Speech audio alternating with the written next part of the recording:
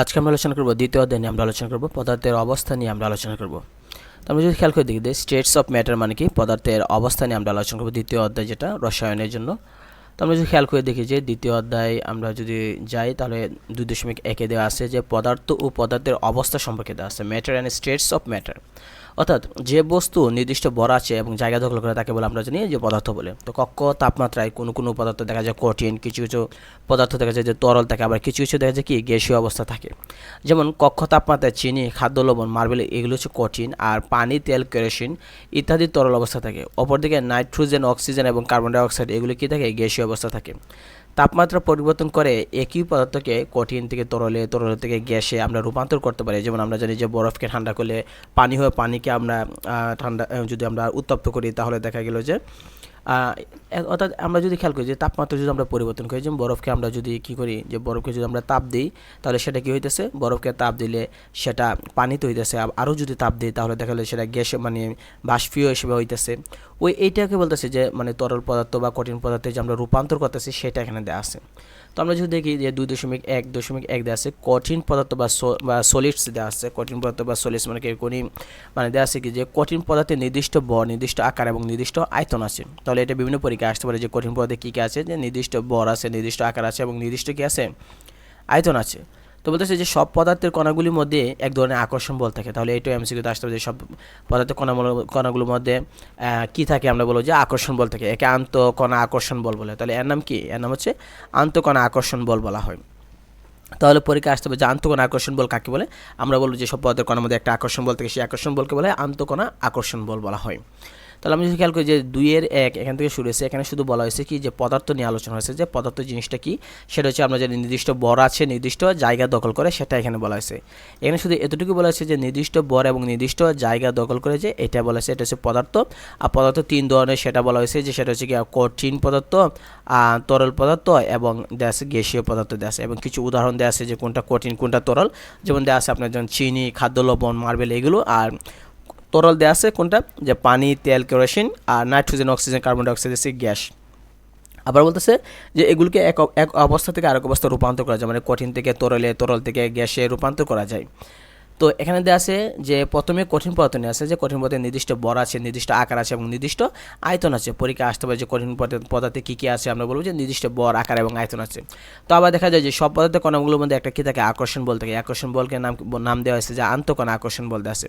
কঠিন পদার্থের কণাগুলোর মধ্যে আন্তঃকণা আকর্ষণ বল সবচেয়ে বেশি। তাহলে পরীক্ষা আসতে পারে যে কঠিন পদার্থের কণাগুলোর মধ্যে কোন বল সবচেয়ে বেশি, সেটা আমরা বলবো যে কি আন্তঃকণা আকর্ষণ বল সবচেয়ে বেশি। এ কারণে কঠিন পদার্থের কণাগুলো খুব কাছাকাছি থাকে, অর্থাৎ আন্তঃকণা আকর্ষণ বল বেশি থাকে। আন্তঃকণা মানে কি, আন্ত মানে ভিতরে, অভ্যন্তরীণ কণা। অর্থাৎ কোনো একটা বস্তু বা কোনো একটা কঠিন পদার্থ, মনে করেন যে চেয়ার বা টেবিল অথবা বই, এই যে কঠিন বস্তুটা এর ভেতরে আন্তঃকণা মানে অভ্যন্তরে যে কণা আছে সেটার মধ্যে একটার মধ্যে আকর্ষণ বল সবচেয়ে বেশি। অর্থাৎ এক কণা, কোনো একটা বস্তুর ভেতরে এক কণা আরেক কণাকে আকর্ষণ করে এবং খুবই বেশি আকর্ষণ করে। এই কণাগুলো খুব কাছাকাছি অবস্থান করতেছে, যে কাছাকাছি অবস্থান করার কারণে দেখা যায় যে নির্দিষ্ট অবস্থানে থাকে, কাছাকাছি অবস্থান করে, ফলে কঠিন পদার্থের নির্দিষ্ট একটা আকার আছে।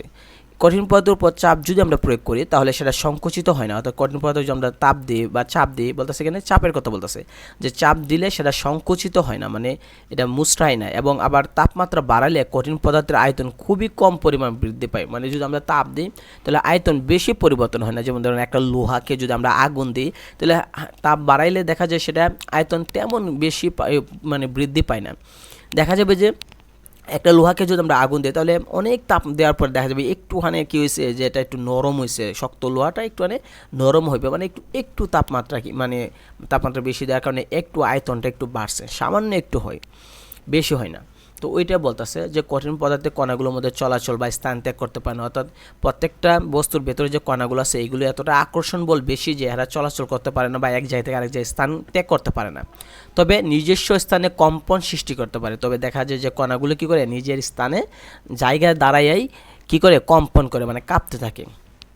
তো তো এই হলো কঠিন পদার্থ দেওয়া আছে। তারপর আমরা যদি খেয়াল করে দেখি যে 2.1.2 দেওয়া আছে তরল পদার্থ দেওয়া আছে। তরল পদার্থে কী কী দেওয়া আছে, যে তরল পদার্থে নির্দিষ্ট ভর আছে, নির্দিষ্ট আয়তন আছে, কিন্তু কি নাই, আকার নাই।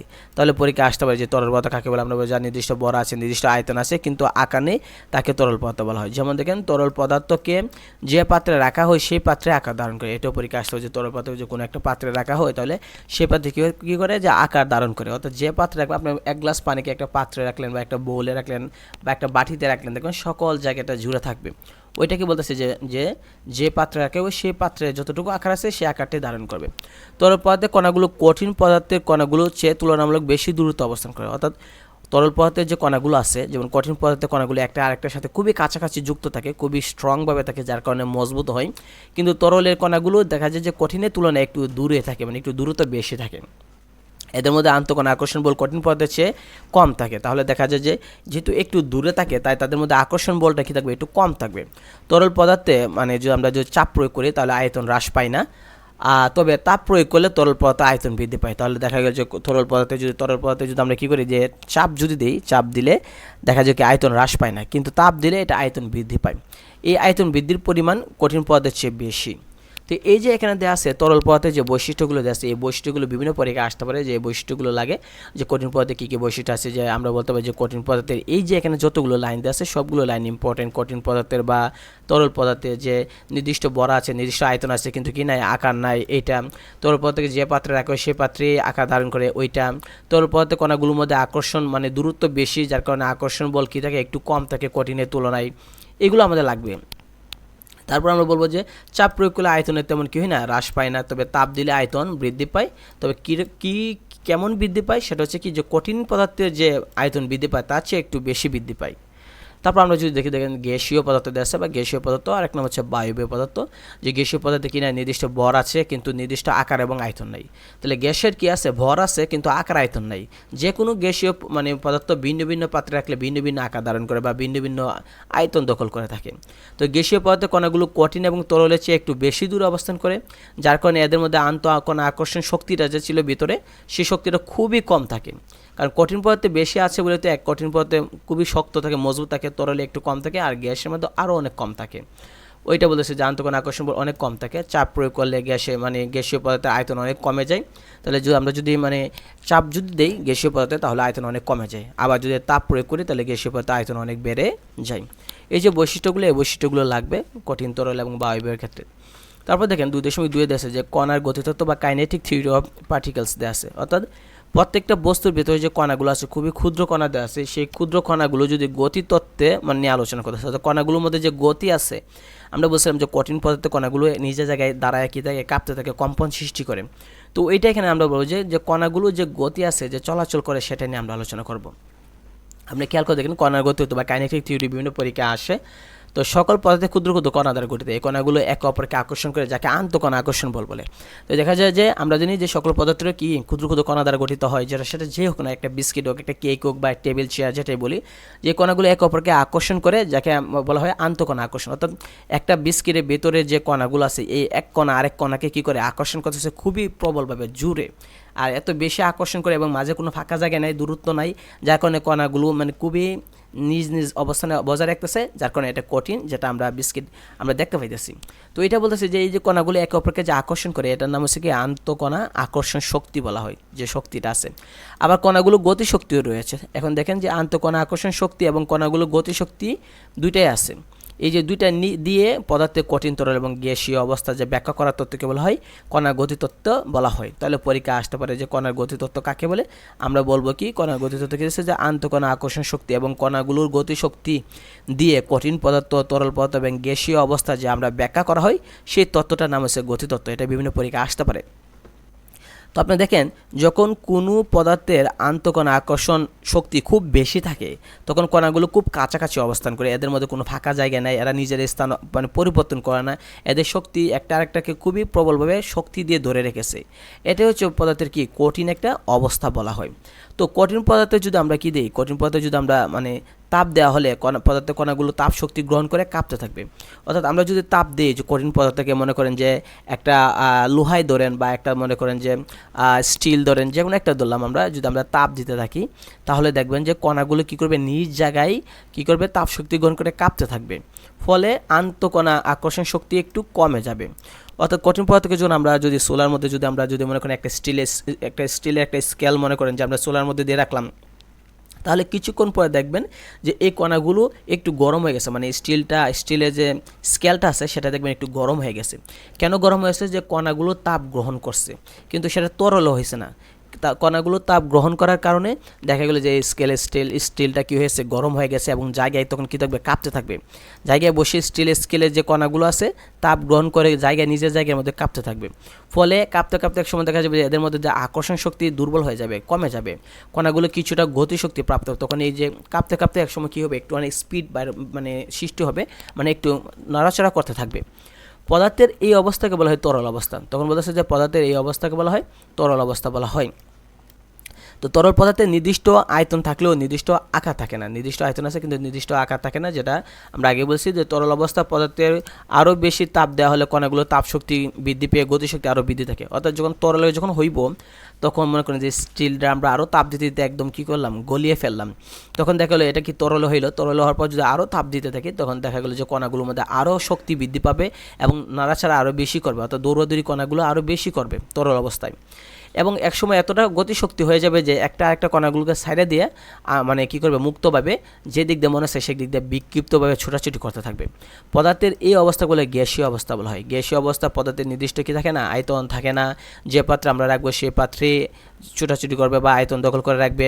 এই জন্যই গ্যাসীয় পদার্থের নির্দিষ্ট কোনো কি নাই, আয়তন নাই। গ্যাসীয় পদার্থের নির্দিষ্ট কোনো আয়তন থাকবে না। এই যে গ্যাসীয় পদার্থের নির্দিষ্ট কোনো আয়তন নেই।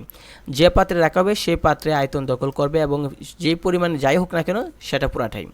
অর্থাৎ একটা ছোট একটা পাত্রের মধ্যে দিলে যে কথা, বড় একটা পাত্র দিলে গ্যাসীয় পদার্থ পুরাটাই দখল করে রাখবে। গ্যাসীয় অবস্থা পৌঁছানোর পর যদি আরও বেশি তাপ দেওয়া হয় তখন কণাগুলো আরও বেশি ছোটাছুটি করবে, তখন গতিশক্তি আরও বেড়ে যাবে। তো এত বেশি বেড়ে যাবে যে একসময় দেখা যায় উড়ে চলে যাবে। অর্থাৎ আমরা যেভাবে দেখি, আমরা যে মানে যদি কোনো একটা পাত্রের মধ্যে যদি আমরা সোলার মাঝে যদি পানি বসাই তাহলে একসময় দেখা যায় পানি কমতে থাকে। কীভাবে কমতে থাকে? ওই যে কণাগুলো বাষ্প হয়ে উড়ে চলে যায়। এটাকে বলা হয় কণার গতিতত্ত্ব। আমরা যে আলোচনা করলাম যে কণার গতিতত্ত্ব। তো আমরা যদি কণার গতিতত্ত্ব এক লাইনে উত্তর দিতে চাই বা এক কথায় যদি আমরা বলতে চাই যে কোনো একটা কঠিন পদার্থকে যদি আমরা তাপ দিই তখন কণাগুলো তাপ শক্তি গ্রহণ করে একসময় নিজের জায়গায় কাঁপতে থাকবে, কাঁপতে কাঁপতে দুর্বল হয়ে শক্তি হারাবে, তখন এটা কী হবে, তরলে পরিণত হবে। তখন আমরা যদি আরও বেশি যদি তাপ দিই তাহলে তরল পদার্থের কণাগুলো কী হবে, এই পাত্রের মধ্যে ছোটাছুটি করতে থাকবে, একসময় অনেক বেশি দৌড়াদৌড়ি করবে এবং তাদের মধ্যে দূরত্ব বেড়ে যাবে, কোনো প্রকার আকর্ষণ শক্তি খুবই কমে যাবে, তখন সেটা গ্যাসীয় হয়ে যাবে। গ্যাসটাকে যদি আরও বেশি তাপ দিতেছে, আরও যদি আমরা চুলার তাপ যদি আরও দিই তাহলে দেখা যাবে সেটা কি বাষ্প হয়ে উড়ে যাবে।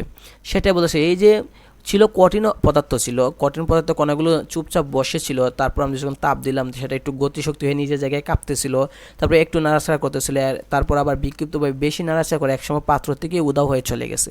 এই যে গতি, যেটা যে চুপ করে এক জায়গায় বসেছিল কিন্তু তারপর ধীরে ধীরে নাড়াচাড়া করতে করতে একসময় গতিশীল হয়ে গেল, তখন গতির দ্বারা সে চলে গেল। এটাকে বলা হয় কণার গতিতত্ত্ব।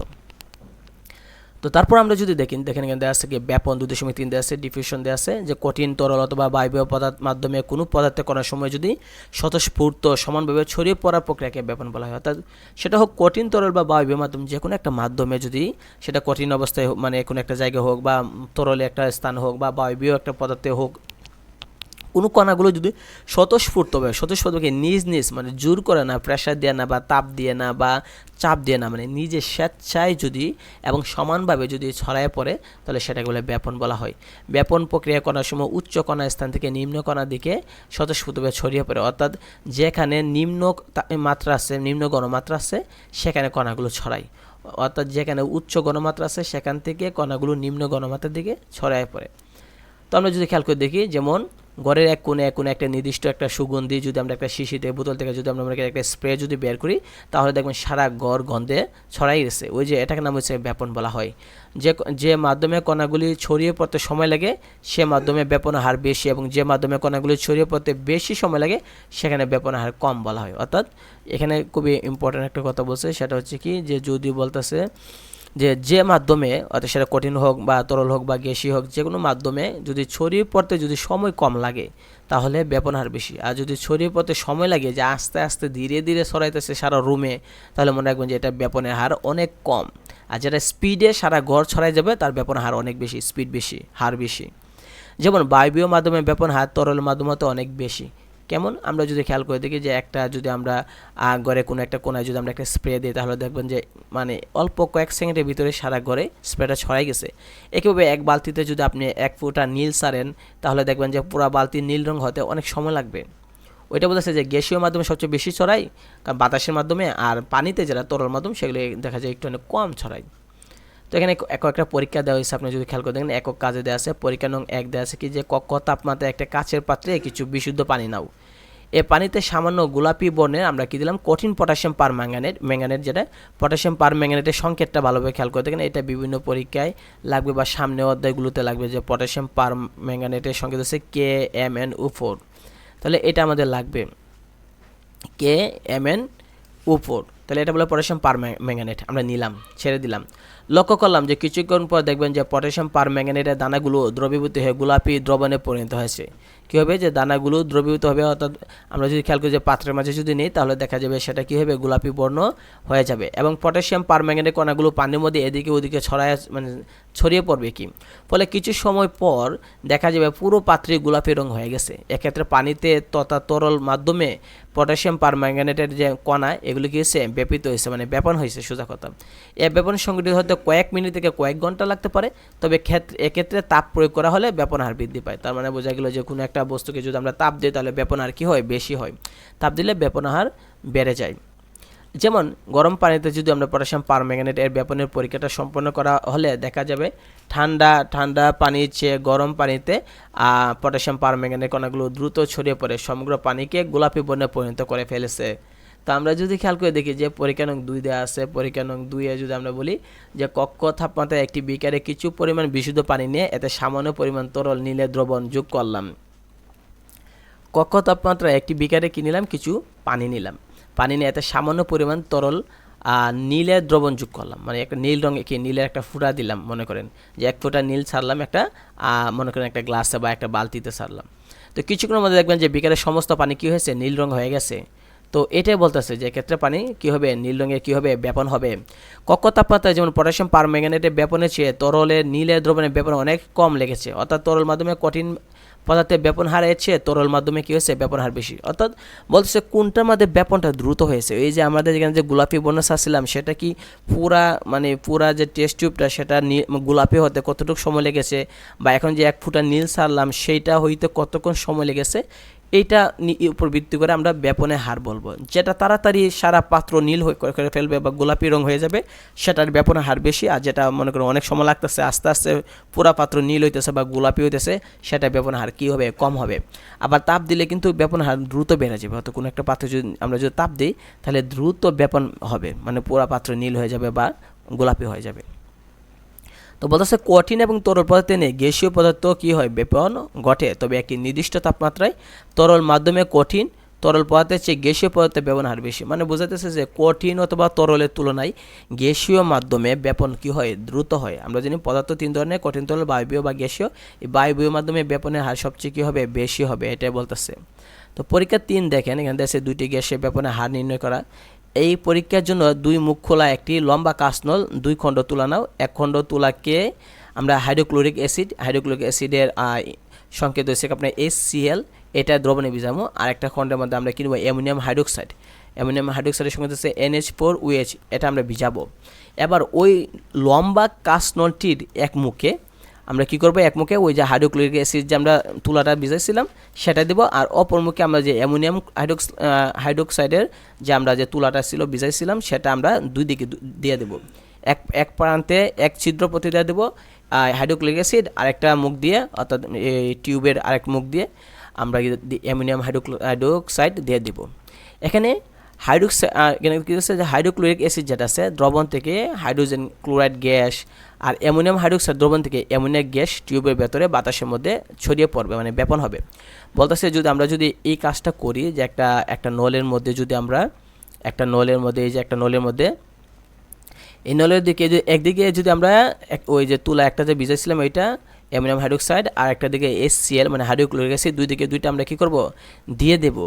তখন দেখা যাবে একটু অপেক্ষা করব, অপেক্ষা করার পরে কি হবে বলতেছে যে একটু অপেক্ষা করার পর দেখা যাবে যে হাইড্রোক্লোরিক অ্যাসিড যেটা আমরা একটা তুলা ভিজাইছিলাম সেটা থেকে হাইড্রোজেন ক্লোরাইড মানে হাইড্রোজেন ক্লোরাইড গ্যাস আর অ্যামোনিয়াম হাইড্রোক্সাইড থেকে যে অ্যামোনিয়া গ্যাস, এই দুইটা গ্যাস এটা ভেতর দিয়ে চলাচল করবে।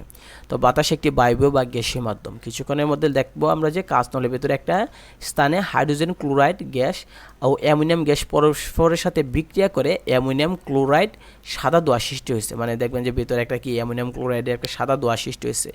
এই ধোঁয়া তৈরিতে 1 মিনিটেরও কম সময় লাগে। সাদা ধোঁয়ার অবস্থান কাঁচ নলের ঠিক মাঝামাঝি হবে না, এটি হাইড্রোক্লোরিক অ্যাসিড দ্রবণের কাছে এবং অ্যামোনিয়াম হাইড্রোক্সাইড দ্রবণ থেকে দূরে অবস্থান হবে। অর্থাৎ আমরা তো এই যে নলটার মধ্যে একদিক দিয়ে HCl দিছিলাম মানে হাইড্রোক্লোরিক অ্যাসিড, একদিক দিয়ে অ্যামোনিয়াম হাইড্রোক্সাইড দিছিলাম। তো ধোঁয়াটা বরাবর মাঝ বরাবর হবে না, যেমন না যে ধোঁয়াটা এই মাঝ বরাবর হবে এরকম না। এটা দেখা গেল যে HCl যেটা এই যে HCl হাইড্রোক্লোরিক অ্যাসিড এটার কাছে হয়ে গেছে। ঠিক আছে, তাহলে কাছে হলে কোনটা আগে হয়েছে, যে কোনটার কাছে হয়েছে HCl এর কাছে, ওইটা বলতেছে যে দেখা যাবে যে হাইড্রোক্লোরিক অ্যাসিডের দ্রবণের কাছে হয়ে গেছে। আর অ্যামোনিয়াম হাইড্রোক্সাইড যেটা এই যে অ্যামোনিয়াম হাইড্রোক্সাইড এটার থেকে অনেক দূরে হয়েছে, এটা থেকে অনেক দূরে হয়েছে, এই জায়গার মধ্যে হয়েছে। ঠিক আছে, অর্থাৎ একই সময়ে হাইড্রোজেন ক্লোরাইড গ্যাস কম দূরত্বে গেছে। এই যে হাইড্রোজেন ক্লোরাইড গ্যাস কম দূরত্বে গেছে HCl থেকে কম দূরত্বে গেছে, বলতেছে যে এখান থেকে এই তুলা থেকে কম দূরত্বে গেছে, এখানে মাত্র গেছে। আর অ্যামোনিয়াম হাইড্রোক্সাইড থেকে দেখেন অনেক দূরত্ব পার হয়ে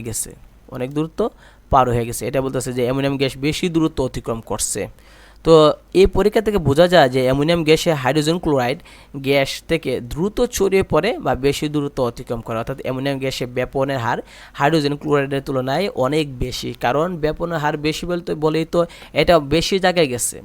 যার ব্যাপনের হার বেশি সেটা বেশি জায়গায় ছড়াইবে, আর যেটা ভারী মানে ওজন বেশি সেটা কম জায়গায় বসে থাকবে, এটা ছড়াইবে না বেশি। তার মানে বোঝা গেল কি অ্যামোনিয়াম হাইড্রোক্সাইড যেটা সেটা হচ্ছে কি আপনার যে বেশি জায়গায় গেছে। অ্যামোনিয়াম গ্যাসের ব্যাপনের হার কী হয়েছে হাইড্রোজেনের তুলনায়, হাইড্রোজেন ক্লোরাইড মানে HCl হাইড্রোক্লোরাইডের তুলনায় বেশি হয়েছে। এর মূলত কারণ হচ্ছে কি এদের আণবিক ভরের কারণে। অর্থাৎ আণবিক ভরের কারণে এই কাজটা হয়েছে। যে গ্যাসের আণবিক ভর যত কম তার ব্যাপনের হার তত বেশি। অর্থাৎ বোঝা গেল কি এটা খুবই ইম্পর্টেন্ট একটা লাইন, যে গ্যাসের আণবিক ভর যত কম তার ব্যাপনের হার বেশি। মানে কি যার ভর কম সে বেশি দৌড়াবে, তার মানে তার ব্যাপনের হার বেশি। আর যে ভর বেশি সে ভারী, সে কম দৌড়াবে, তার ব্যাপনের হার কম হবে। অর্থাৎ ভারী পদার্থ কম দৌড়াবে, তার ব্যাপনের হার কম হবে। আর পাতলা যেটা ভর কম যেটা সেটা বেশি জায়গায় যাবে, তার ব্যাপনের হার বেশি হবে। তাহলে আমরা বলতে পারি যার ভর কম তার ব্যাপনের হার কী হবে বেশি হবে। তো এখানে আমরা যদি খেয়াল করে দেখি অ্যামোনিয়াম গ্যাসের আণবিক ভর হচ্ছে 17, আর এখানে আছে হাইড্রোজেন ক্লোরাইডের আণবিক ভর আছে 36.5। তাহলে বোঝা গেল কে অ্যামোনিয়া গ্যাস কি কম, ভর কম মাত্র 17, তাহলে তো খুবই পাতলা, সে দৌড়াবে বেশি, তো বেশি জায়গায় যাবে, তার ব্যাপনের হার বেশি হবে। তাই অ্যামোনিয়া গ্যাস HCl গ্যাসের তুলনায় দ্রুত বেশি জায়গায় চলে গেছে, ওইটাই বলতেছে। একইভাবে hydrogen, helium, nitrogen, oxygen, carbon dioxide গ্যাসগুলো আণবিক ভর এখানে দেওয়া আছে। এই গ্যাসগুলোর মধ্যে হাইড্রোজেনের আণবিক ভর সবচেয়ে কম। তাহলে দেখা যায় হাইড্রোজেনের যেহেতু আণবিক ভর কম, তাহলে এই ক্ষেত্রে যে হিলিয়াম বা হাইড্রোজেন বা নাইট্রোজেন, অক্সিজেন বা কার্বন ডাইঅক্সাইড এগুলোর মধ্যে হাইড্রোজেনের ভর কম, তাই হাইড্রোজেন বেশি দূরত্ব অতিক্রম করবে, মানে কি তার ব্যাপন বেশি হবে। তো বলতেছে তাই হাইড্রোজেনের ব্যাপন সবচেয়ে বেশি হবে অন্যান্য যেগুলো আছে মনে করেন কার্বন ডাইঅক্সাইডের তুলনায় বা অন্যান্য তুলনায়। এটা বলতেছে যে আমরা দেখলাম তরল মাধ্যম থেকে বায়বীয় মাধ্যমে পদার্থের ব্যাপনের হার বেশি, যা 50 থেকে 100 গুণ পর্যন্ত হতে পারে। অর্থাৎ আমরা যে ব্যাপন হার দেখতেছি এই ব্যাপন হার মধ্যে কোন স্থানে বেশি ব্যাপন হয়, বলতেছে যে আমরা যে তরল মাধ্যম থেকে যদি বায়বীয় মাধ্যমে ব্যাপন হয় মানে গ্যাসের মধ্যে যদি ব্যাপন হয় তাহলে 50 থেকে 100 গুণ বেড়ে যায় যে ব্যাপনের হার। কঠিনে তো ব্যাপন তেমন হয় না, তরলে হালকা হয়, সময় লাগে, কিন্তু গ্যাসের মধ্যে দ্রুত বেশি হয়। মানে যদি আপনি খেয়াল করে দেখেন যে একটা স্প্রে যদি ঘরে একটা কোনায় দিই তাহলে সারা রুমে নিতে, বা একটা আতর যদি আমরা একটু ইউজ করি তাহলে দেখবেন সারা রুম ছড়ায় যায়, অর্থাৎ দ্রুত হয়। কিন্তু বালতিতে যদি আপনি একটুখানে কী করেন এক ফোঁটা যদি আপনি নীল ছাড়েন তাহলে সারা বালতির নীল রঙ হয়তো অনেক সময় লাগবে, কমপক্ষে 5-10 মিনিট লাগবে। তাহলে গ্যাসের মাধ্যমে তো ব্যাপনের হার বেশি, মানে 50 থেকে 100 গুণ পর্যন্ত বেশি হতে পারে।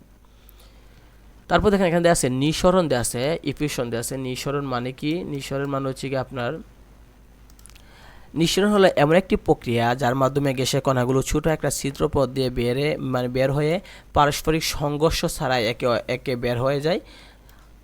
অর্থাৎ নিঃসরণ কী হলো, নিঃসরণ হলো এমন একটা প্রক্রিয়া যার মাধ্যমে পদার্থের কণাগুলো ছোটো ছিদ্র পথ দিয়ে বের হয়, কিন্তু বের হতে গিয়ে হেরার মধ্যে মারামারি লাগে না, অর্থাৎ কোনো সংঘর্ষ হয় না, মানে বিনা সংঘর্ষে দ্রুত একটার পর একটা বের হয়ে যাচ্ছে। যেমন দেখেন বেলুনে ছোটো ছিদ্র করে দিলে দেখবেন এর ভিতরে গ্যাস দ্রুত বের হয়ে যাচ্ছে।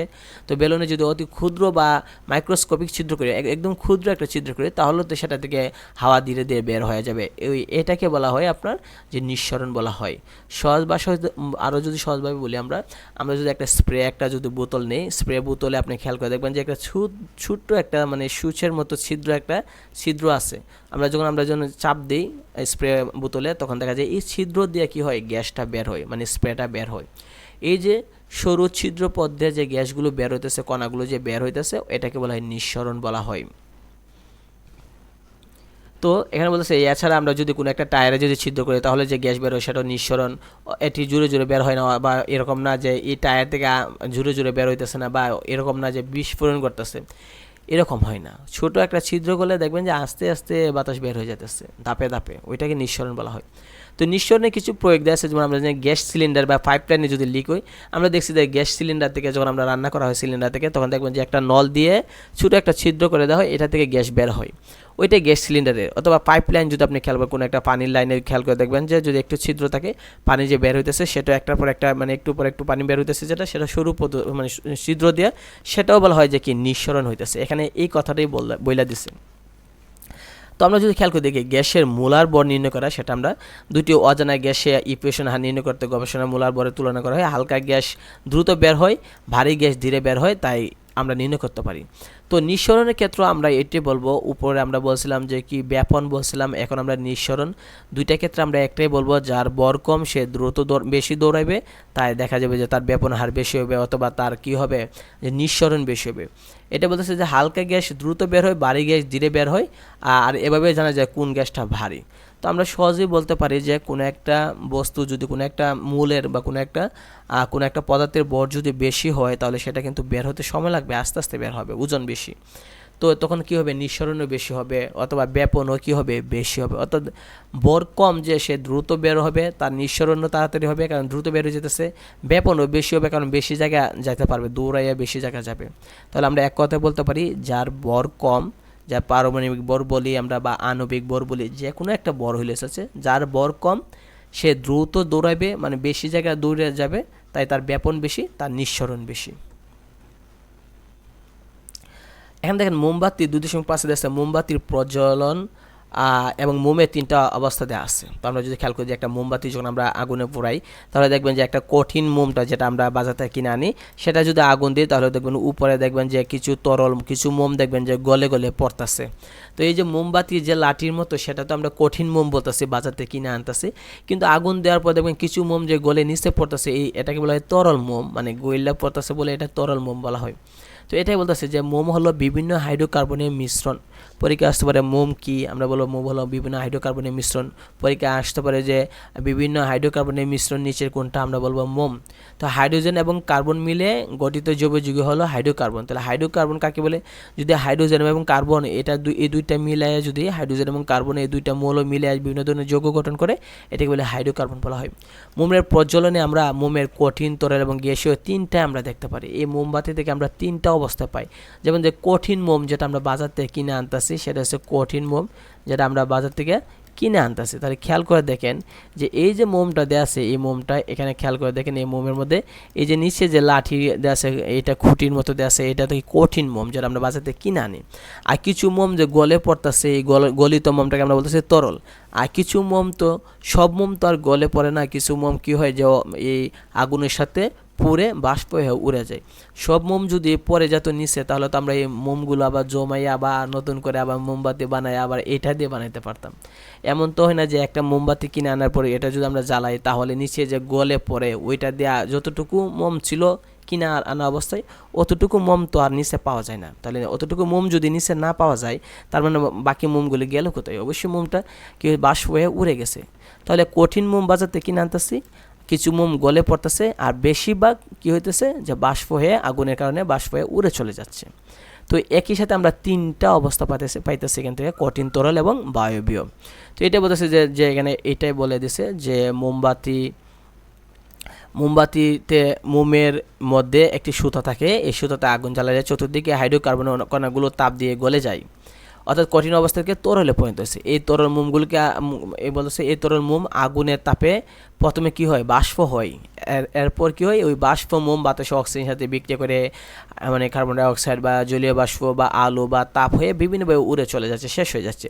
তো তরল মোমের কিছু অংশ আবার কিন্তু ঠান্ডা হয়ে নিচে গড়ে গড়ে পড়ে, এই যে গলিত অবস্থা যে পড়তেছে ওইটা আমরা বলতেছি যে এটা কি তরল অবস্থা বলতেছি। তাহলে একসাথে কি পাইতেছি, তিনটা অবস্থা এখানে পাইতেছি।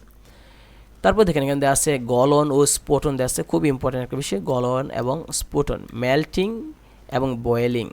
তো আমরা বলতেছি এখানে যে তাপ প্রয়োগ করলে কোনো কঠিন পদার্থ যে তরলে পরিণত হয় সেটাকে বলা হয় গলন বলা হয়। গলন কাকে বলে, কোনো একটা বস্তুকে যদি আমরা তাপ দিই তাহলে সেটা কি হয়, তরলে হয়, সেটাকে বলা হয় গলন। তো আবার বলতেছে যে 1 ডিগ্রি মানে 1.0 মানে 1 বায়ুমণ্ডলীয় চাপে তাপ প্রয়োগ ফলে যে তাপমাত্রায় কোনো কঠিন পদার্থ তরলে পরিণত হয় সেই তাপমাত্রাকে উক্ত কঠিন পদার্থের গলনাঙ্ক বলা হয়। সেটাও আমরা বলতে পারি যে গলনাঙ্ক কাকে বলে। যে প্রথম বলছিলাম কি গলন কাকে বলে, উপরটা বলছিল যে গলন, আমরা বলছি যে গলন বলা হয় যে তাপ প্রয়োগে কোনো কঠিন পদার্থে মানে অবস্থায় কোনো পদার্থ কঠিন অবস্থাতে তরলে যে পরিণত হয় সেটা বলে গলন বলা হয়, কিন্তু গলনাঙ্ক না। গলনাঙ্ক যদি বলি তাহলে 1 ডিগ্রি মানে এক বায়ুমণ্ডলীয় চাপ, এটা ডিগ্রি না, 1 বায়ুমণ্ডলীয় চাপ দিলে চাপে তাপ প্রয়োগ করা হলে যখন কোনো একটা বস্তু কঠিন থেকে তরলে পরিণত হয় ওই সেটাকে বলা হয় গলনাঙ্ক বলা হয়। বলছে সবচেয়ে ইম্পর্টেন্ট একটা জিনিস যেটা হচ্ছে প্রত্যেক বিশুদ্ধ কঠিন পদার্থে একটা নির্দিষ্ট একটা গলনাঙ্ক থাকে।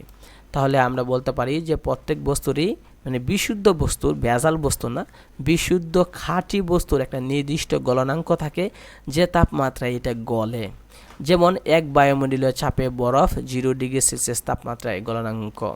তাহলে আমরা বলতে পারি যে বরফের গলনাঙ্ক কত, 0 ডিগ্রি সেলসিয়াস তাপমাত্রা। অর্থাৎ কি 0 ডিগ্রি সেলসিয়াস তাপমাত্রায় বরফ গলতে শুরু করে, বিশুদ্ধ বরফ, আবার ভেজাল বরফ না। তাহলে আমরা বলতে পারি যে প্রত্যেক বিশুদ্ধ পদার্থ একটা নির্দিষ্ট তাপমাত্রায় বা একটা নির্দিষ্ট কি হয় তাপমাত্রায় এটা গলে। তো এটাকে বলা হয় আপনার গলন বলা হয়। তাহলে আমরা বুঝতে পারি যে কোনো একটা বস্তু এটা কি ভেজাল আছে নাকি খাঁটি সেটা বুঝবো কিভাবে, ওই যে গলনাঙ্ক যে আছে সেটা দেখি। অর্থাৎ আমরা দেখবো যে একটা বিশুদ্ধ, মনে করেন একটা স্বর্ণকে আমরা গলাবো, এখন এই স্বর্ণটা কি ভেজাল নাকি খাঁটি আমরা কিভাবে বুঝবো? তাহলে আমরা নর্মালি আমরা দেখবো যে বিভিন্ন লিস্ট থেকে আমরা দেখবো যে মানে খাঁটি স্বর্ণটা কত ডিগ্রি সেলসিয়াস তাপমাত্রায় গলে, 100% খাঁটি স্বর্ণ কত ডিগ্রি সেলসিয়াস তাপমাত্রায় গলে সেটা আমরা গুগল থেকে বা বিভিন্ন বই থেকে আমরা দেখে ওই স্বর্ণটাকে আমরা গলাবো ওই তাপমাত্রা দিয়ে। যদি ওই তাপমাত্রায় গলে তাহলে বলবো যে এটা বিশুদ্ধ, আর না গললে যদি কম তাপমাত্রায় মানে গলে যায় তাহলে বলবো ভেজাল আছে, অথবা যদি আরও বেশি তাপ দেওয়া লাগে গলার জন্য তাহলে বলবো ভেজাল আছে। তাহলে আমরা বলতে পারি যে কোনো একটা বিশুদ্ধ কঠিন পদার্থর নির্দিষ্ট একটা গলনাঙ্ক থাকে, এই গলনাঙ্ক থেকে আমরা বলতে পারি যে বস্তুটা কি বিশুদ্ধ নাকি ভেজাল আছে। তো বলতেছে যে তাপ প্রয়োগ করে তরলকে গ্যাসে রূপান্তর করার প্রক্রিয়াকে বলে স্ফুটনাঙ্ক বলা বা স্ফুটন বলা হয়। মানে কি বলতেছে যে যদি আমরা তাপ প্রয়োগ করি তাহলে তরল কি হবে, তখন কি হবে, গ্যাসে রূপান্তর হবে। আমরা বলছি প্রথমে উপর দিকে যে কঠিন বস্তুকে তাপ দিলে তরলে হয় সেটা বলে গলন, আর তরল থেকে যখন গ্যাসে রূপান্তর করবো সেটা বলে স্ফুটন বলা হয়। তো আবার বলতেছে যে 1.0 মানে 1 বায়ুমণ্ডলীয় চাপে তাপ প্রয়োগ করলে কোনো একটা মানে পদার্থ তরল থেকে গ্যাসে পরিণত হতে যে তাপমাত্রা লাগে সেটা বলে ওই পদার্থের ওই তরল পদার্থের স্ফুটনাঙ্ক বলা হয়। একইভাবে প্রত্যেক বিশুদ্ধ তরলে কি আছে, একটা নির্দিষ্ট স্ফুটনাঙ্ক আছে। যেমন আমরা জানি যে 1 বায়ুমণ্ডলীয় চাপে পানির স্ফুটনাঙ্ক আছে 100 ডিগ্রি সেলসিয়াস তাপমাত্রা। মানে আমরা জানি যে বিশুদ্ধ পানি 100 ডিগ্রি সেলসিয়াস তাপমাত্রা দিলে সেটা বাষ্প হয়ে উড়ে যায়। এখন কোনো পানি যদি দেখি যে 70 ডিগ্রি তাপমাত্রা বা 80 ডিগ্রি তাপমাত্রা বাষ্প হওয়া শুরু করে তার মানে বুঝবো এটা ভেজাল আছে। অথবা কোনো পানি যদি আমরা দেখি যে 110, 5, 115 ডিগ্রি সেলসিয়াস তাপমাত্রা এটা কি হয় বাষ্প হয় তাহলেও বলবো এটা ভেজাল আছে। 100 ডিগ্রি মানে 100 ডিগ্রি, অর্থাৎ বিশুদ্ধ পানি 100 ডিগ্রি তাপমাত্রায় কি হয় বাষ্প হয়ে উড়ে যায়, মানে স্ফুটনাঙ্ক হয়। তবে বলতেছে স্ফুটনের বিপরীত প্রক্রিয়া হচ্ছে ঘনীভবন। স্ফুটন মানে কি, স্ফুটন মানে তরলকে কি করা, বাষ্পে পরিণত করা। আর ঘনীভবন মানে কি বাষ্পকে তরলে পরিণত করা, বাষ্পকে তরলে বা মানে কঠিনে পরিণত করা। তো দেখেন এটা তো বিপরীত হবে, কারণ স্ফুটন মানে হচ্ছে বাষ্পে রূপান্তর করা, আর বাষ্পকে যদি আমরা ঠান্ডা করে পানি যদি বানাই সেটা হচ্ছে ঘনীভবন বলতেছে। তো স্ফুটনের জন্য তাপ দিতে হয়, আর ঘনীভবনের জন্য আমরা কী করতে হয়, তাপ সরাই দিতে হয়। তো দেখেন এখানে একটা পরীক্ষা দেওয়া আছে, পরীক্ষা নং 4 দেওয়া আছে যে কঠিন পদার্থের গলনাঙ্ক নির্ণয় করা। ধরি আমরা একটা বিশুদ্ধ কঠিন পদার্থ ধরলাম যে এটা ইউরিয়া সার, সেটা আমরা গলনাঙ্ক নির্ণয় করব।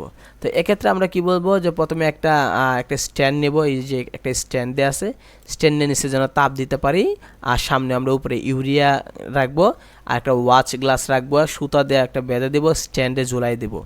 এটাই বলতেছে যে প্রথমে একটি ত্রিপদী স্ট্যান্ডের উপর তার জ্বালিয়ে রেখে তার উপর একটা ওয়াচ গ্লাস রাখতে হবে। এবার ওই ওয়াচ গ্লাসের উপর কিছু পরিমাণে ইউরিয়া সার আমরা রাখবো। এবার একটা সুতা দিয়ে থার্মোমিটারকে বেঁধে থার্মোমিটারের বাল্বকে ইউরিয়ার মধ্যে প্রবেশ করা হবে। এবার একটি বার্নার দিয়ে ইউরিয়াকে তাপ দিব, তাপ দেওয়ার ফলে এক পর্যায়ে দেখা যাবে যে 133 ডিগ্রি সেলসিয়াস তাপমাত্রায় ইউরিয়া সার গলতে শুরু করছে। ওই তাপমাত্রায় সকল ইউরিয়া সার গলে যায়, তাই 133 ডিগ্রিকে বলা হয় ইউরিয়ার গলনাঙ্ক বলা হয়, এবং এটা বিশুদ্ধ। এটা তো আবার ধরা যাক আমরা একটি অবিশুদ্ধ পদার্থ মোমের গলনাঙ্ক বের করতে চাই। ধরেন আমরা একটা বিশুদ্ধ না, এটা অবিশুদ্ধ একটা পদার্থের আমরা গলনাঙ্ক বের করব। মোম কিছু পদার্থের মিশ্রণ থাকে, মোমে কিছু কি থাকে, কিছু পদার্থের মিশ্রণ থাকে। তো মোমের গলনাঙ্ক নির্ণয় করতে হলে প্রথমে মোমকে চূর্ণ করে পাউডার বা গুঁড়া করতে হবে। এরপর মোমের গুঁড়াকে এক মুখ বন্ধ একটা কাঁচ নলে নিয়ে আমরা কি করব, যে চিত্র দেওয়া আছে দেখেন 2.07 চিত্রের মতো করে সেখানে একটা থার্মোমিটার রাখতে হবে। ওই যে এভাবে একটা থার্মোমিটার দিয়ে আমরা রাখবো। এটা হচ্ছে মোমের গলনাঙ্ক নির্ণয় করা। তো এটা বলতেছে যে আমরা যখন রাখবো সেখান থেকে একটা থার্মোমিটার রাখে এবারে কাঁচনলটি বিকারে পানিতে এমনভাবে ডুবাতে হবে যেন কাঁচনলে খোলা মুখে পানি প্রবেশ করতে না পারে। অর্থাৎ এটা কাঁচনলের ভিতরে ঢুকাই দেবো, কিন্তু তলাটা ঢুকাইবো, সম্পূর্ণ এটা ডুবাবো না, উপরের দিকে খালি রাখবো যেন পানি না ঢুকে কাঁচনলের ভিতরে। এখন বিকারটি ধীরে ধীরে তাপ দিব, এক পর্যায়ে দেখা যাবে যে একটা নির্দিষ্ট তাপমাত্রা মোম না গলে তাপমাত্রা একটি পরিসরে মোম গলতে থাকে। অর্থাৎ দেখা যাবে একসময় যে এটা কী হবে, একটা গলে, এবং তাপমাত্রা এই পরিসরে হলে মোমের গলনাঙ্ক। দেখা যাবে একটা নির্দিষ্ট তাপমাত্রা গলে না, কিন্তু তাপমাত্রা একটা পরিসর, একটা রেঞ্জ, মানে 100 থেকে 150 ডিগ্রি এই তাপমাত্রার ভিতরে দিলে সেটা গলে যায়। তো অবিশুদ্ধ পদার্থের গলনাঙ্ক বিশুদ্ধ পদার্থের থেকে অনেক কম বা স্ফুটনাঙ্ক বেশি হয়। মিশ্র পদার্থের সুনির্দিষ্ট গলনাঙ্ক স্ফুটনাঙ্ক থাকে না। অর্থাৎ এটা বলতেছে, এখানে বলতেছে যে মানে মোম যে আমরা একটা রেঞ্জ দিল সেটা তো এটা বিশুদ্ধ না, অবিশুদ্ধ হবে। তো এটা বলতেছে যে মোম গলতে থাকে ঠিকই, কিন্তু তাপমাত্রা এই পরিসরকে বলা হয় মোমের গলনাঙ্ক। আর আমরা জানি যে অবিশুদ্ধ পদার্থের গলনাঙ্ক কী থাকে, বিশুদ্ধ পদার্থের থেকে কী থাকবো, কম থাকবো। অর্থাৎ বিশুদ্ধ যেটা মনে করেন যে 100 ডিগ্রি সেলসিয়াস তাপমাত্রা হচ্ছে বিশুদ্ধ, তাহলে এর গলনাঙ্ক থাকবে আরও কম থাকবে। আর স্ফুটনাঙ্ক বেশি থাকবে। মনে করেন পানি 100 ডিগ্রি ফুটে, তো দেখেন যদি কোনো একটা পানিতে ভেজাল থাকে তাহলে সেটা 100 ডিগ্রি ফুটবে না, আরও বেশি তাপমাত্রা ফুটবে, 110, 15 এইভাবে। আর মিশ্র পদার্থ যেটা, যেখানে অনেক পাঁচ মিশালি জিনিস আছে, মনে করেন বাতাসে কিন্তু অক্সিজেন, নাইট্রোজেন, কার্বন ডাইঅক্সাইড অনেকগুলো পাঁচ মিশালি আছে, ওইগুলোর গলনাঙ্ক এবং স্ফুটনাঙ্ক কী থাকে, সুনির্দিষ্ট বা সেম থাকে না, চেঞ্জ থাকে। তো যেহেতু প্রত্যেক বিশুদ্ধ কঠিন পদার্থে একটা নির্দিষ্ট গলনাঙ্ক থাকে, সেহেতু কঠিন পদার্থ একটা নির্দিষ্ট তাপমাত্রায় গলে যায়। কঠিন পদার্থ কীও একটা নির্দিষ্ট তাপমাত্রায় গলে যায়। যদি দেখা যায় কোনো কঠিন পদার্থ তার নির্দিষ্ট গলনাঙ্ক ছাড়া অন্য কোনো তাপমাত্রায় গলছে, সেক্ষেত্রে ধরে নিতে হবে কঠিন পদার্থটি বিশুদ্ধ নয়। হ্যাঁ, সহজ বিষয়। আমরা যদি দেখি যে গলনাঙ্ক যদি কম তাপমাত্রায় গলে যায়, যদি যে গলনাঙ্ক দরকার তার চেয়ে যদি কম হয়, আমরা যদি খেয়াল করে দেখি যে বিশুদ্ধ পদার্থে একটা নির্দিষ্ট গলনাঙ্ক আছে, সেই তাপমাত্রা না গলে মনে করেন বিশুদ্ধ পদার্থ তো হচ্ছে একটা গলনাঙ্ক ধরেন আমরা 80, কিন্তু আমরা যদি দেখি সেটা 85 গলে যাচ্ছে, তাহলে বলবো একটা ভেজাল আছে। এটাই বলতেছে এখানে। আবার যদি দেখা যায় পদার্থটা একটা নির্দিষ্ট তাপমাত্রা পরিসরে গলতে থাকে, তাহলে ধরে নিতে হবে যে এটা বিশুদ্ধ না। আবার যদি দেখেন যে একটা নির্দিষ্ট পরিসর একদম ফিক্সড না, যে 70 ডিগ্রি গলতেছে এরকম ফিক্সড না, যদি দেখেন 70 থেকে 80 এর ভিতরে গলতেছে, তাহলে একটা রেঞ্জ, পরিসীমা, মানে পরিসর আছে যে 70 থেকে 80 এই সীমানার ভিতরে গলে, তাহলে এটাকে আমরা বিশুদ্ধ বলবো না। একদম অ্যাকুরেট 70 বললে 70ই যদি গলে, বলবো সেটা হচ্ছে বিশুদ্ধ। ওইটা এখানে বলতেছে যে 1 ডিগ্রি বায়ুমণ্ডলের চাপে বিশুদ্ধ সালফারের গলনাঙ্ক হচ্ছে মানে 1 ডিগ্রি নাই, মানে 1 বায়ুমণ্ডলের চাপে, বারবার ডিগ্রি বলতেছে কারণ এখানে ডিগ্রি আছে তাই বলতেছে। 1 বায়ুমণ্ডলীয় চাপে যদি আমরা খেয়াল করে দেখি, 1 বায়ুমণ্ডলীয় চাপ দেখেন এখানে যে 1 বায়ুমণ্ডলীয় চাপে বিশুদ্ধ সালফারের গলনাঙ্ক কত আছে, অর্থাৎ সালফারের বিশুদ্ধ সালফার যেটা, এটা গলনাঙ্ক আছে 115 ডিগ্রি দেওয়া আছে। কিন্তু কোনো একটি সালফারের আমরা নমুনা নিলাম, নেওয়ার পর দেখলাম যে ওইটা 115 ডিগ্রি থেকে কম তাপমাত্রায় গলতেছে, তাহলে বুঝবো যে এই সালফারটা কি না বিশুদ্ধ না ভেজাল আছে, এটি ভেজাল থাকবে। এইভাবে আমরা কী করতে পারি যে গলনাঙ্ক নির্ণয় করার প্রক্রিয়া কোনো কঠিন পদার্থের বিশুদ্ধতা আমরা নির্ণয় করতে পারি। আবার দেখেন পরীক্ষা নং 5 আছে তরল পদার্থের স্ফুটনাঙ্ক নির্ণয় করা, অর্থাৎ তরল পদার্থের স্ফুটনাঙ্ক বেশি। কোনো একটা বস্তু যদি মনে করেন যে 100 ডিগ্রি তাপমাত্রা যদি গলে আর সেখানে যদি এটা ভেজাল থাকে, তাহলে দেখবেন এটা কমে গলবে না, আরও বেশিতে গলবে, 110, 15, 20-এ গলবে। এটা এখানে বলা আছে। যেখানে যে তরল পদার্থের স্ফুটনাঙ্ক নির্ণয় করতে হবে, সেই তরল পদার্থ যেমন পানি কিছু একটা বিকারে নিলাম, নিয়ে আমরা থার্মোমিটার দিয়ে আমরা কি করলাম যে তাপ দিতে থাকলাম। এক সময় দেখা গেলো এটা তাপমাত্রা কি নির্দিষ্ট তাপমাত্রা এটা বাষ্পে পরিণত হবে। তো ওই তাপমাত্রা হচ্ছে পানির স্ফুটনাঙ্ক। এখন পানি বিকারে নিয়ে উত্তপ্ত করলে যদি 100 ডিগ্রি সেলসিয়াস তাপমাত্রায় সমস্ত পানি বাষ্পে পরিণত হয়, তাহলে আমরা বলবো যে হ্যাঁ বিশুদ্ধ পানির স্ফুটনাঙ্ক কত 100 ডিগ্রি সেলসিয়াস হয়। যেহেতু প্রত্যেক বিশুদ্ধ তরলের স্ফুটনাঙ্ক নির্দিষ্ট, সেহেতু যদি ওই তরলটা যদি স্ফুটনাঙ্ক যদি 100 ডিগ্রি না হয়, তাহলে বুঝবো যে ভেজাল আছে। আবার কোনো তরলের ভেজাল মিশ্রিত থাকলে সেটি তার নির্দিষ্ট স্ফুটনাঙ্ক ব্যতীত ভিন্ন তাপমাত্রায় ফুটতে থাকবে। যেমন পানিতে সামান্য পরিমাণ যদি আমরা অ্যালকোহল যোগ করি, তখন দেখা যাবে পানিতে স্ফুটনাঙ্ক ছিল 100 ডিগ্রি ছিল, তখন যাবে এই তাপমাত্রা এটা কী হইতেছে না, বাষ্প হইতেছে না। তো স্ফুটনাঙ্কের মাধ্যমে আমরা তরল পদার্থ বিশুদ্ধ নাকি ভেজাল আছে নাকি খাঁটি সেটা আমরা নির্ণয় করতে পারি। ঠিক আছে, সহজ ভাষা আমরা যদি এক কথা উত্তর দিই, তাহলে প্রত্যেক পদার্থে একটা নির্দিষ্ট গলনাঙ্ক আছে যে এই তাপমাত্রা এটা গলে। যদি দেখেন এর কমে গলে যায়, তাহলে বুঝবেন যে ভেজাল আছে। আবার একই প্রত্যেক বস্তু একটা নির্দিষ্ট তাপমাত্রা পানি মানে কোনো নির্দিষ্ট তাপমাত্রা এটা বাষ্প হয়, গ্যাসীয় হয়। যেমন পানি 100 ডিগ্রি সেলসিয়াস তাপমাত্রা বাষ্পে পরিণত হয়। যদি এর চেয়ে বেশি লাগে, তাহলে বুঝবেন যে এটা ভেজাল আছে। তো এটা এখানে বলছে যে ইতিমধ্যে আমরা জানছি যে নির্দিষ্ট গলনাঙ্ক থাকে, স্ফুটনাঙ্ক থাকে, এইভাবে আমরা বলছে যে এখানে। তো আরেকটা দেখেন এখানে দেওয়া আছে যে পরীক্ষা 6 দেওয়া আছে, কয়েক টুকরা বরফকে একটা বিকারে নিয়ে সেটিতে ধীরে ধীরে তাপ দিলাম এবং তাপ প্রয়োগের পরে মানে পুরো সময় একটা থার্মোমিটার সাহায্যে সারাক্ষণ তাপমাত্রা মাপতে থাকলাম, যে তাপ দিতেছে যে ধীরে ধীরে যে কেমন হইতেছে, কি হইতেছে, তাপমাত্রা কত হইতেছে। তো ধরা যাক বলতেছে যে কঠিন বরফ খণ্ডগুলো প্রাথমিক তাপমাত্রা ছিল -40 ডিগ্রি সেলসিয়াস তাপমাত্রা, অর্থাৎ আমরা ফ্রিজ থেকে বের করে আনছি কিছু বরফ যেটা তাপমাত্রা হচ্ছে -40 ডিগ্রি ফ্রিজে ছিল। এটা আইন আমরা পাত্রে রেখে আমরা তাপ দিতেছি। তো বলছে ওই যে এখানে দেখাইলো যে তাপ দিতেছি, ঠিক আছে। তো তাপ প্রয়োগের সাথে সাথে কঠিন অবস্থা বরফ তাপমাত্রা ধীরে ধীরে বাড়তে থাকবে এবং বাড়তে বাড়তে যখন 0 ডিগ্রি আসবে, তখন সেটা গলতে শুরু করবে। অর্থাৎ আমরা ফ্রিজ থেকে নামাইছিলাম -40 ডিগ্রি নামাইছিলাম, তখন আমরা যখন তাপ দিব একসময় -40 থেকে এটা কি আসবে, 0-তে আসবে তাপ পাইতে পাইতে। তো তখন এই 0-তে যখন আসবে, তখন সেটা গলতে থাকবে, কারণ আমরা জানি যে বিশুদ্ধ বরফ 0 ডিগ্রি সেলসিয়াস তাপমাত্রায় গলে। তো গলতে গলতে একসময় কী হবে, পানিতে পরিণত হবে। কঠিন পদার্থের গলনের পুরো সময় তাপমাত্রা 0 ডিগ্রি সেলসিয়াস তাপমাত্রায় স্থির থাকে, অর্থাৎ সম্পূর্ণ 0 ডিগ্রি সেলসিয়াস তাপমাত্রায় পুরা বরফটা গলে যাবে। তখন এই 0 ডিগ্রি সেলসিয়াস তাপমাত্রা কী হবে, পানিতে পরিণত হবে। অর্থাৎ যখন তাপমাত্রা -40 থেকে 0-তে আসলো, তখন সকল বরফ ধীরে ধীরে সব গলে গেল 0 ডিগ্রি সেলসিয়াস তাপমাত্রায়। তাহলে আমরা বুঝতে নিলাম যে 0 ডিগ্রি সেলসিয়াস তাপমাত্রায় বরফ গলে মানে এটা বিশুদ্ধ। তো গলনাঙ্কের তাপমাত্রায় যে সরলরেখা পাওয়া যায় তাকে বলা হয় গলনাঙ্ক রেখা বলা। অর্থাৎ আমরা যদি এই গলনাঙ্কের যে রেখাটা আমরা যদি খেয়াল করি যে এইভাবে এমনি গেছে যেটা, সেটাকে বলতেছে কি যে গলনাঙ্ক রেখা বলা হয়। তো এখানে বলতেছে যে এবি রেখা বরফের গলনাঙ্ক, এই যেখানে দেখেন যে এবি রেখা দিয়েছে, এই যে এবি রেখা দিয়ে আছে, এবি রেখাটা বলতেছে যে বরফের গলনাঙ্ক মানে এই 0 ডিগ্রি সেলসিয়াস তাপমাত্রায় বরফটা কী হয়েছে, গলছে, তাই এটা হচ্ছে গলনাঙ্ক রেখা। তো এই রেখা বরাবর বরফ ও পানি উভয় অবস্থান করতেছে, অর্থাৎ এই 0 ডিগ্রি সেলসিয়াস তাপমাত্রায় কিন্তু বরফ আইসা পানিতে পরিণত হয়েছে। অর্থাৎ একসময় এখানে বরফ ছিল এই 0 ডিগ্রি, তারপর সেটা পানিতে পরিণত হয়েছে। এরপর যদি আরও বেশি তাপ দিতে থাকি, তাপ দিতে দিতে যদি এটাকে 100 ডিগ্রি সেলসিয়াস তাপমাত্রা নিয়ে যায়, তখন দেখবেন যে তরল আর কি নাই, সেটা বাষ্প হয়ে গেছে, ফুটতে থাকবে।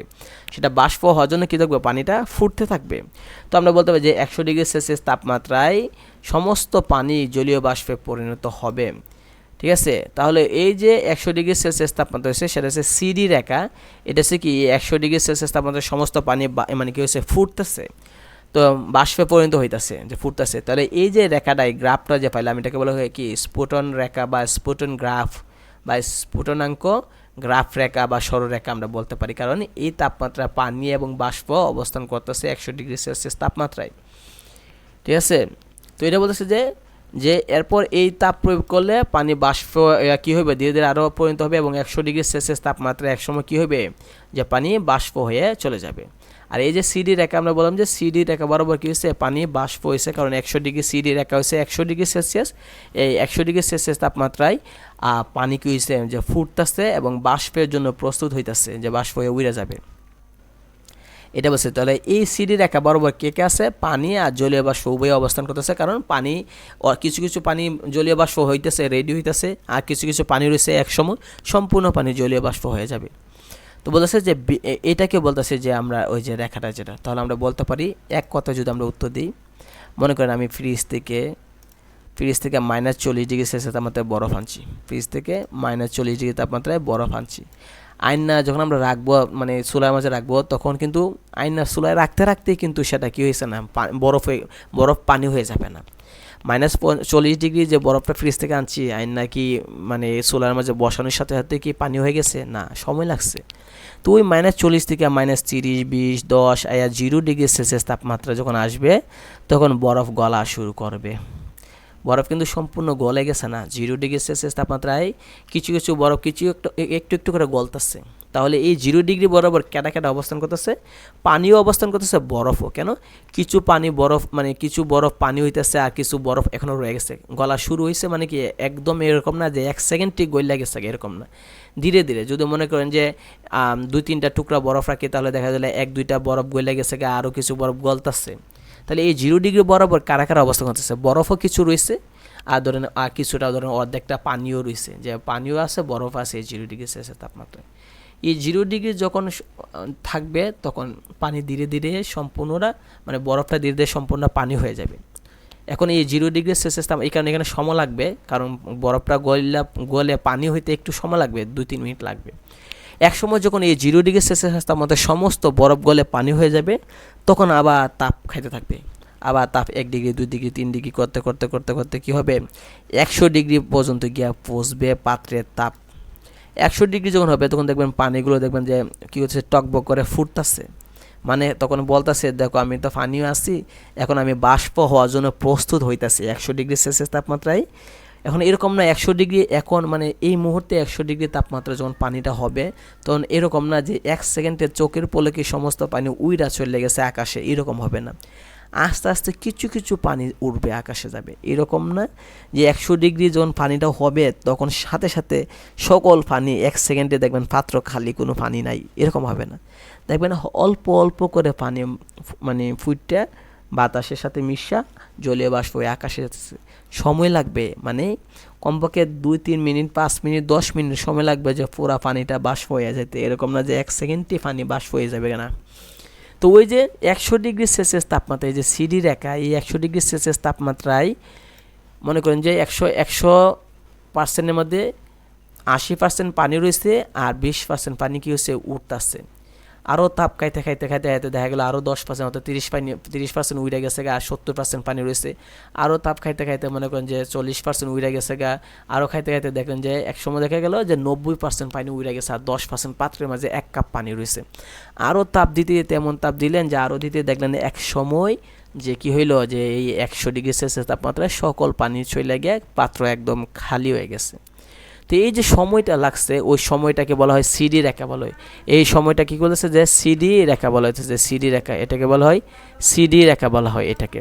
তো এইটাকে সিডি রেখা ধরেছে যে 100 ডিগ্রি সেলসিয়াস পানি যে আস্তে আস্তে হইতেছে, তাই রেখারও বড় হইতেছে, কারণ আস্তে আস্তে আস্তে আস্তে এটা কী হইতেছে, বাষ্প হয়ে উঠতেছে, এটা একসাথে হয়ে যায় নাই। ওইটা এখানে দেওয়া হয়েছে, গ্রাফটা দেওয়া হয়েছে।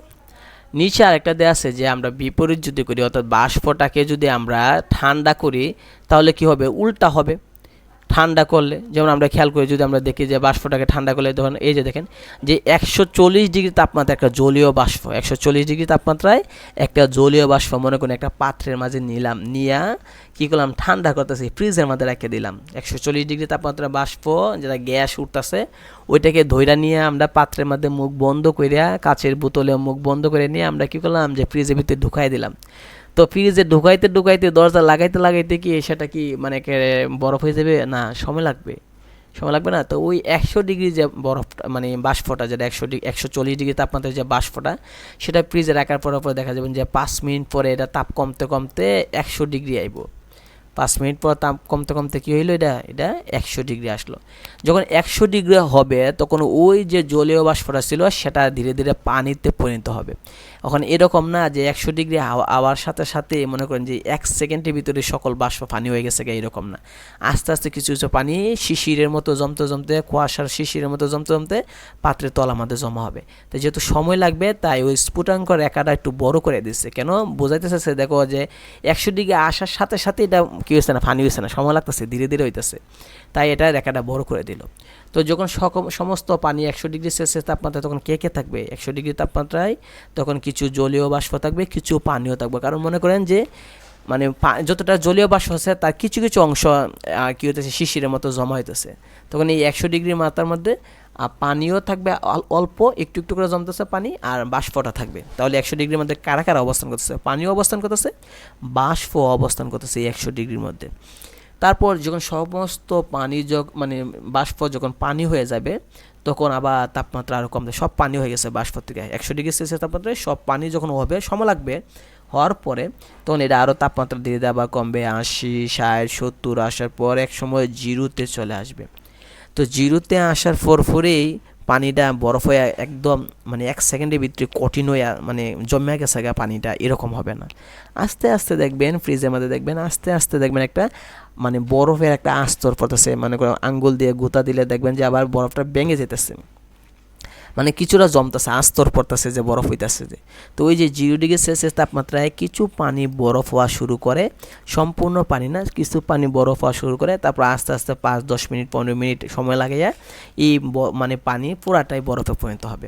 তো এই 0 ডিগ্রি সেলসিয়াস তাপমাত্রা পানিও থাকতেছে, কিছু পানি থাকতেছে, আর কিছু কি থাকতেছে, বরফ থাকতেছে। কারণ 0 ডিগ্রি আসার সাথে সাথেই তো আর বরফ হয়ে মানে 1 সেকেন্ডই বরফ হয়ে জমে যেত না, সময় লাগবে। তাহলে দেখা গেল যে পানি কিছু অংশ মানে কয়েক মনে করো কয়েক চামচ পানি বরফ হইলা, বাকিটা পানি রয়ে গেল। তো আস্তে আস্তে সময় যখন 5-10 মিনিট অতিবাহিত হবে, তখন এই পানি সম্পূর্ণটা বরফে পরিণত হবে। তো আমাদের প্রশ্ন হলো এই 0 ডিগ্রি তখন কে থাকতেছে? 0 ডিগ্রিতে কিছু বরফও থাকতেছে, কিছু পানিও থাকতেছে, মানে কিছু বরফ জমতেছে, কিছু পানি মানে পানি বরফ হইতেছে। তাহলে 0 ডিগ্রি সেলসিয়াস আমার পানিও থাকে, বরফ থাকে। আর ওইদিকে স্ফুটনাঙ্ক যে 100 ডিগ্রি সেলসিয়াস তাপমাত্রা কে থাকে? 100 ডিগ্রি সেলসিয়াস তাপমাত্রায় বাষ্প থাকতেছে, আবার পানিও থাকতেছে। কারণ সকল বাষ্প তো 100 ডিগ্রি আইলে একদম 1 সেকেন্ডে তো আর পানি হইতো না, তো ধীরে ধীরে হইতেছে। তাই 100 ডিগ্রি পানিও থাকবে, বাষ্প থাকবে। আর 0 ডিগ্রি তাপমাত্রা পানি আর কিছু বরফ থাকবে যে হইতেছে। আরও তাপ যখন দেবেন, মনে করেন 10-15 মিনিট, 20 মিনিট, 1 ঘন্টা যখন চলে যাবে, তখন দেখবেন যে সমস্ত পানি বরফে হয়ে যাবে। হয়ে যাওয়ার পর আবার মাইনাসে চলে যাবে, 10, 20, 30, 40, 50 করে, এবার মানে -10, -20, -30, -40 এভাবে চলে আসবে। তাহলে এই যে গ্রাফ দুইটা, এই দুইটার মধ্যে আমরা একটা জিনিস দেখলাম, যে একটা জিনিস খুঁজে পেলাম, সেটা হচ্ছে গিয়ে 0 ডিগ্রি সেলসিয়াস তাপমাত্রায় 0 ডিগ্রি সেলসিয়াস তাপমাত্রায় কী হইতেছে, এই যে 0 ডিগ্রি সেলসিয়াস তাপমাত্রায় বরফ পানিতে হইতে সময় লাগতেছে, আর 100 ডিগ্রি সেলসিয়াস তাপমাত্রায় পানি বাষ্পে হইতে কী লাগে, সময় লাগে। তাই তাদের একটা গ্রাফটা বড় করে দেওয়া আছে। উল্টা একইভাবে যখন আমরা কোনো একটা বস্তু যখন আমরা 140 ডিগ্রি যখন জলীয় বাষ্প আনবো, তখন 100 যখন আসবে, তখন 100 আসলে তখন দেখা যাবে যখন আমরা 100 আনবো, তখন দেখা যাবে এই 100-র মধ্যে একটু সময় লাগবে স্ফুটনাঙ্ক হইতে। স্ফুটন হইতে সময় লাগবে কেন? ওই যে বাষ্প এবং পানি এখানে মানে কাজ করতেছে, সম্পূর্ণ বাষ্প ধীরে ধীরে পানিতে হইতেছে, তাই সময় লাগতেছে। আবার পানি যখন 0 ডিগ্রিতে আসবে, তখন বরফে হইতে আবার সময় লাগবে। তাই এখানে গ্রাফটা কি করে দিল, যে একটু বাড়াইয়া দিল, যে দেখো সময় লাগতেছে, এটা বোঝাই দিল।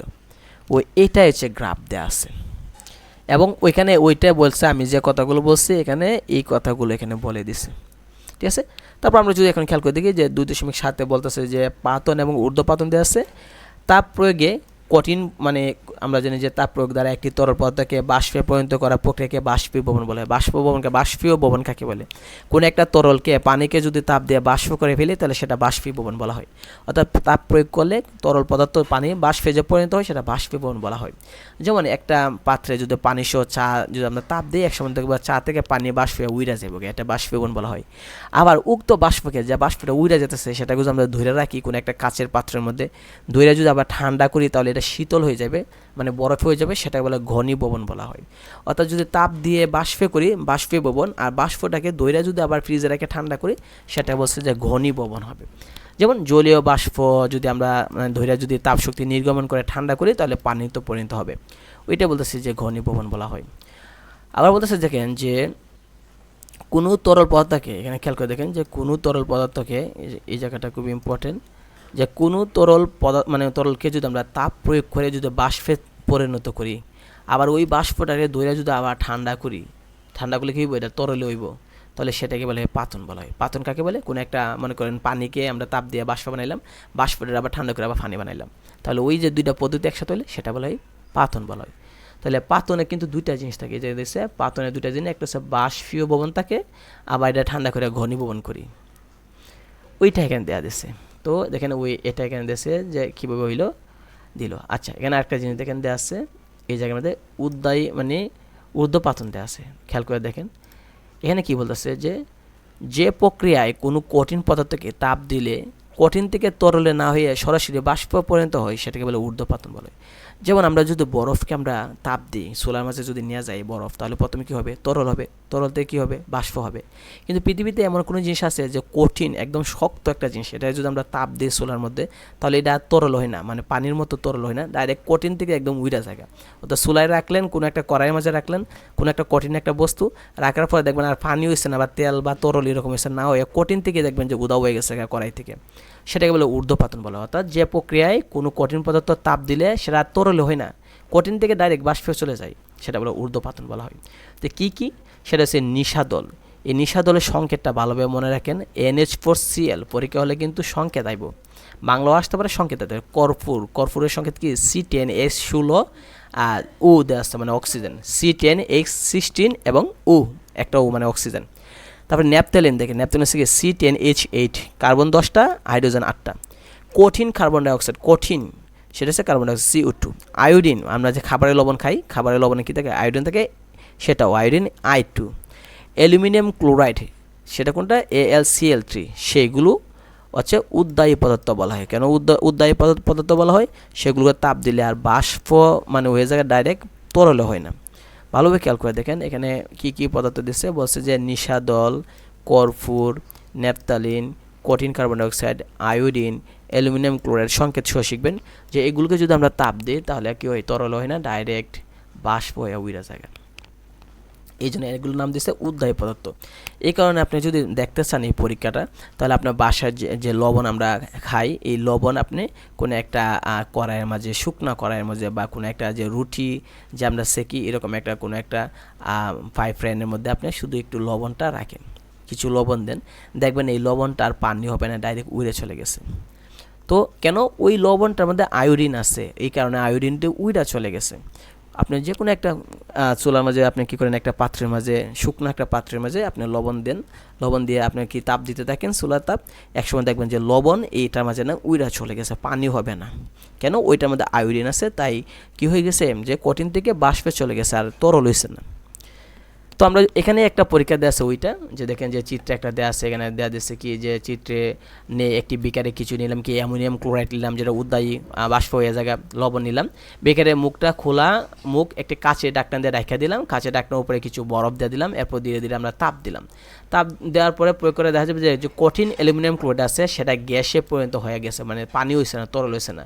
তো ঢাকনা খুলে দেখবেন যে সেটি উপরে উঠে ঢাকনা গিয়ে দেখবেন যে সেটা ঢাকনার বাইরে গিয়ে জমা হয়ে গেছে, অর্থাৎ দেখবেন যে তরল না হয়ে দেখবেন এক পথে গিয়ে ঢাকনার বাইরে গিয়ে জমা হয়ে গেছে, ঢাকনা গিয়ে শীতল হয়ে কঠিন হয়ে জমা হয়ে গেছে। এই যে জমে গেছে, অর্থাৎ অ্যালুমিনিয়াম থেকে তরলে না হয়ে, অ্যালুমিনিয়াম ক্লোরাইড তরলে না হয়ে ডাইরেক্ট বাষ্প হয়ে চলে গেছে, ওইটা বলতেছে। তো এখানে দেখছে যে ঊর্ধ্বপাতন প্রক্রিয়া প্রয়োগ, এটা আমরা কই প্রয়োগ করি, কোনো কঠিন পদার্থের মিশ্রণের মধ্যে একটি উদ্দায়ী পদার্থ মিশ্রণ থাকলে সেটাকে উদ্দায়ী পদার্থ মিশ্রণ থেকে সহজে আমরা আলাদা করতে পারি। মনে করেন কোনো একটা জায়গায় অনেকগুলো জিনিস আছে, অনেকগুলো মনে করেন যে কথা মনে করেন ময়দা আছে, লবণ আছে, এরকম আছে, অ্যামোনিয়াম ক্লোরাইড আছে, এরকম বলতেছি যা আছে, বা নিশাদলের সাথে ময়দা লাগানো আছে। এখন আপনি চাইতেছেন যে আপনি উদ্দায়ী পদার্থটা আলাদা করতেন, তো উদ্দায়ী পদার্থ যদি আমরা আলাদা করতে চাই তাহলে আমরা কী করবো, তাপ দিব, তাপ দিলে তো আমরা জানি যে যেটা মানে তরল হইব না, কারণ আমরা জানি যে ঊর্ধ্বপাতন প্রক্রিয়া কী হয়, উদ্দায়ী পদার্থ পদার্থ তরল হয় না, সেটা বাষ্প হয়ে উড়ে চলে যাবে। তো এই কারণে এই পদ্ধতি আমরা করতে পারি। আরেকটা বলি, মনে করেন কোনো একটা মানে আমার চিনির সাথে মনে করেন যে কি আছে, নিশাদল আছে। তো আপনি যদি তাপ দেন দেখবেন চিনিটা গলে কী হবে, শিরা হয়ে যাবে, আর নিশাদল যেটা ছিল সেটা উইরা চলে যাবে। তো এইভাবে আমরা আলাদা করতে পারি, ঠিক না? যে কঠিন অবস্থা ঊর্ধ্বপাতিত পদার্থে তাপ প্রয়োগ করলে সেটা কী হবে, সহজে আমরা বাষ্পীয় হয়ে যাবে। তখন যেমন আয়োডিন মিশ্রিত খাবার লবণে যদি আমরা আয়োডিনকে ঊর্ধ্বপাতিত পদার্থ বলা হয়, কাজে এই আয়োডিন মিশ্রিত খাদ্য লবণের মিশ্রণকে তাপ দিলে আয়োডিন সহজে বাষ্পীভূত হয়। এই বাষ্পকে ঠান্ডা করে কঠিন আয়োডিনে পরিণত করা যায়। তো বলতেছে যে বালি এবং গ্লুকোজের মিশ্রণের মধ্যে কোনো উদ্দায়ী পদার্থ নাই, কাজে তাপ প্রয়োগ করলে বালি এবং গ্লুকোজ মিশ্রণ থেকে বালি বা গ্লুকোজকে আলাদা করা যাবে না, কারণ বালিও উদ্দায়ী না, গ্লুকোজও উদ্দায়ী না। উদ্দায়ী কোনগুলো? উদ্দায়ী হচ্ছে আমরা যে শিখলাম যেখানে যে নিশাদল, কর্পূর, সেগুলো নিশাদল, কর্পূর, আর ন্যাপথালিন, কার্বন ডাইঅক্সাইড, কঠিন কার্বন ডাইঅক্সাইড, আয়োডিন, তরল না কিন্তু, বা গ্যাস কার্বন ডাইঅক্সাইড না, কঠিন, বা অ্যালুমিনিয়াম ক্লোরাইড, এগুলো। তো এগুলো আমরা শিখবো যে এগুলো তরলে পরিণত না হয়ে বাষ্পে পরিণত হয়ে যায়। তো আমরা পরবর্তীতে আমরা আলোচনা করব অধ্যায় 3 পদার্থের গঠন নিয়ে আমরা আলোচনা করব।